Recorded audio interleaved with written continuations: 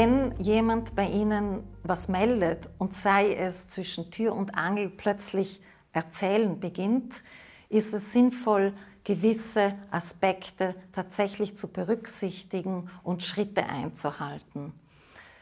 Ganz am Anfang sollten Sie für sich selbst und auch die Person, wenn sie zu erzählen beginnt, noch einmal klarstellen, dass Sie als Führungskraft auch Verpflichtungen haben, wenn Sie von einem Vorfall erfahren, Abhilfe zu schaffen, dass Sie verpflichtet sind, etwas dagegen zu tun, wenn Sie von etwas erfahren. Das ist wichtig für die Person, die erzählt. Und es wäre auch wirklich entscheidend, dass Sie einer Person, wenn sie sich schon entschieden hat zu sprechen, auch rückmelden, wie gut das ist, wie sehr gerne Sie das hören möchten und Ihre Wertschätzung auf verschiedenste Weise zum Ausdruck bringen. Weil damit kann sich die Person auch noch einmal aufgehoben fühlen und ein Stück weit beruhigen. Lassen Sie dann die Person ruhig erzählen, ohne Nachfragen. Sie können Widersprüche möglicherweise hören.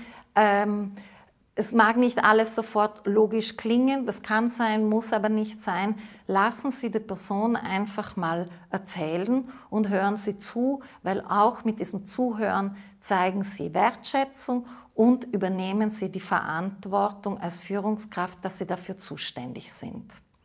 Vermeiden Sie Zwischenfragen, wenn die Person erzählt, und vermeiden Sie vor allem sämtliche Fragen, die hinterfragend sind oder einen Ermittlungscharakter haben. Das ist in der Situation de facto kontraproduktiv. Wenn die Person dann erzählt hat, drücken Sie die Wertschätzung auch nochmal explizit aus, dass das wichtig ist, dass sie darüber spricht, und erzählen Sie der Person, welche Schritte folgen werden, damit sie sich auskennt, damit sie weiß, was passiert jetzt damit, wann wird mit ihr gesprochen und so weiter.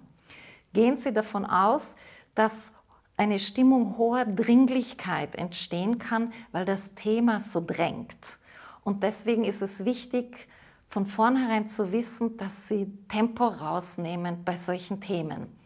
Sei es Tempo bei der Person, die erzählt, vielleicht sogar aufgeregt erzählt, aber auch bei sich selbst dieses Tempo rausnehmen, jetzt sofort und ganz klar und ganz radikal und ganz richtig agieren zu müssen. Das gehört zu solchen Erzählungen dazu, dieses Bedürfnis nach hohem Tempo.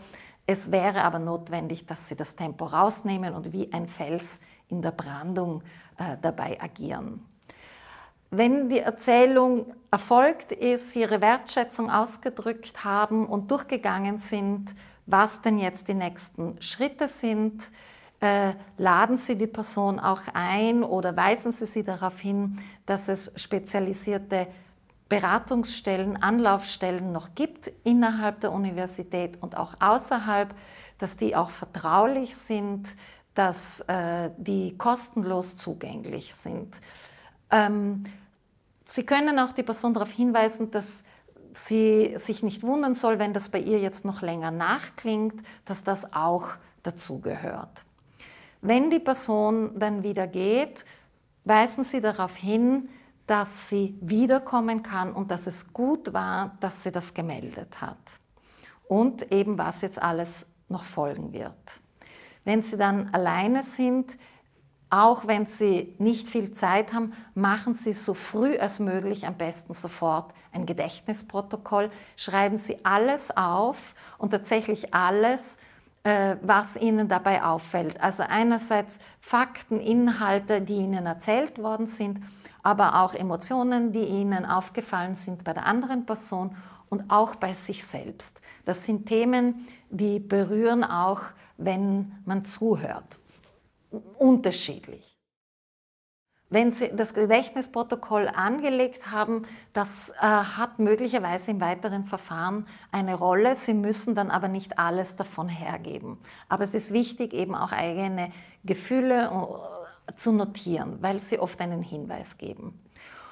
Was auch eine Möglichkeit ist, die Ihnen offen steht und die auch sinnvoll ist, ganz abschließend, dass Sie selbst sich an eine Beratungsstelle wenden mit allem, was ihnen durch den Kopf geht, wie ihnen das vorgekommen ist, was es möglicherweise bei ihnen anrührt, und sei es, um sich zu vergewissern, was habe ich richtig gemacht, wie soll ich jetzt weiter tun, weil damit müssen sie auch nicht alleine bleiben und die ganze Verantwortung alleine tragen.